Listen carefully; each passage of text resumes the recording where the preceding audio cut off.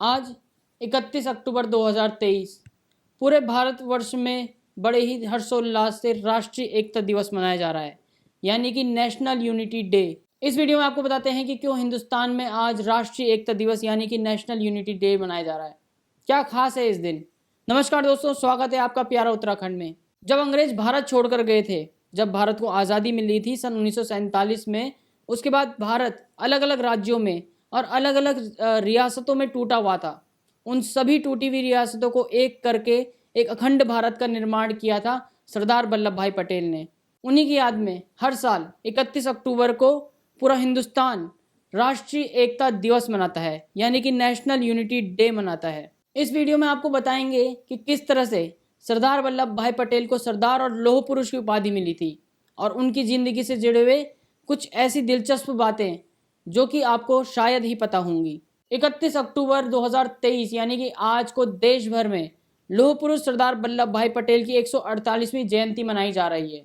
स्वतंत्र भारत के महान दूरदर्शी राजनेता होने के साथ साथ वे एक प्रतिष्ठित वकील, बैरिस्टर और भारतीय राष्ट्रीय कांग्रेस के एक वरिष्ठ नेता भी थे। लौह पुरुष सरदार वल्लभ भाई पटेल कुछ आज एक उन राजनेताओं में से भी हैं जिनके द्वारा किए गए आज़ादी से पहले के कार्य और आज़ादी मिलने के बाद के कार्यों को नहीं भुलाया जा सकता। सन 1947 में आज़ादी मिलने के बाद जब अंग्रेजों ने भारत को छोड़ा था, तब भारत छोटे छोटे टुकड़ों में बटा हुआ था। ये कह सकते हैं कि बहुत सारी रियासतें और बहुत सारे राज्य जो अपने आप को अलग अलग करना चाहते थे, वो भारत के अंदर अलग अलग टुकड़ों में बटे हुए थे। सरदार वल्लभ भाई पटेल ने उन सभी रियासतों को एक करके एक अखंड भारत का निर्माण करने में महत्वपूर्ण भूमिका निभाई थी। सरदार वल्लभ भाई पटेल की जयंती को पूरा देश राष्ट्रीय एकता दिवस के रूप में मनाता है। अब आपको बताते हैं कि सरदार वल्लभ भाई पटेल के बारे में कुछ खास जानकारियां। सबसे पहला बताते हैं कि सरदार वल्लभ भाई पटेल का जन्म 31 अक्टूबर 1875 में गुजरात के नाडियाड में एक किसान परिवार के यहाँ हुआ था।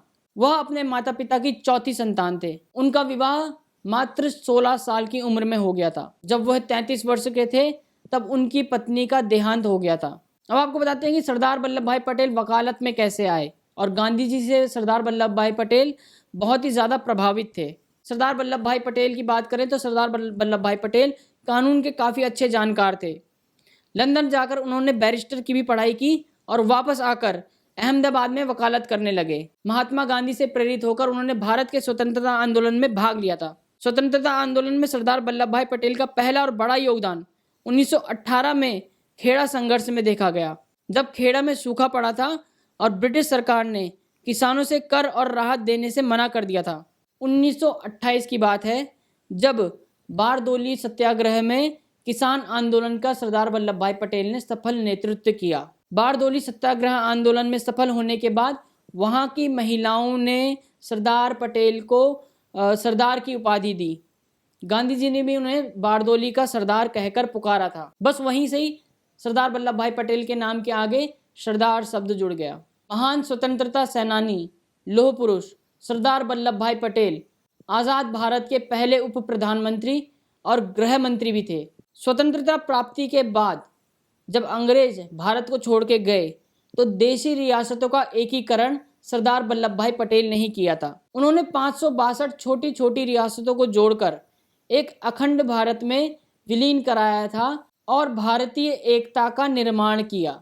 स्वतंत्रता और विभाजन के पश्चात भारत के सामने एक अन्य बड़ी समस्याएं रजवाड़ों से संबंधित थी, तो गांधी जी ने पटेल को कहा था कि रियासतों की समस्या इतनी कठिन है कि आप अकेले ही इसे हल कर सकते हैं। साहसिक कार्य व दृढ़ व्यक्तित्व के चलते महात्मा गांधी ने सरदार वल्लभ भाई पटेल को लौह पुरुष की उपाधि दी थी। जी हाँ, लौह पुरुष की उपाधि महात्मा गांधी ने सरदार वल्लभ भाई पटेल को दी थी।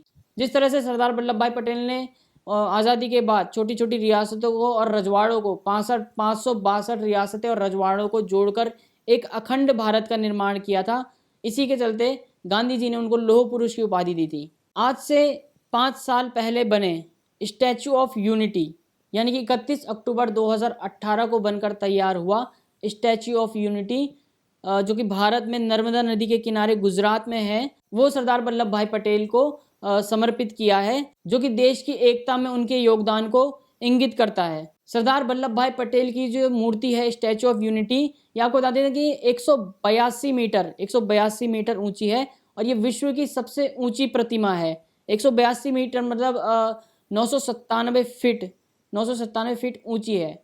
तो ये थी सरदार वल्लभ भाई पटेल के जीवन से जुड़ी हुई कुछ खास बातें। सरदार वल्लभ भाई पटेल का जो योगदान है हिंदुस्तान की एकता और अखंडता को बनाने में, उसे कोई भी नहीं भुला सकता है। इसीलिए आज पूरा देश 31 अक्टूबर को, जिस दिन सरदार वल्लभ भाई पटेल की 148वीं जयंती है, जो कि आज है, राष्ट्रीय एकता दिवस के तौर पे मनाता है। जय हिंद, जय भारत।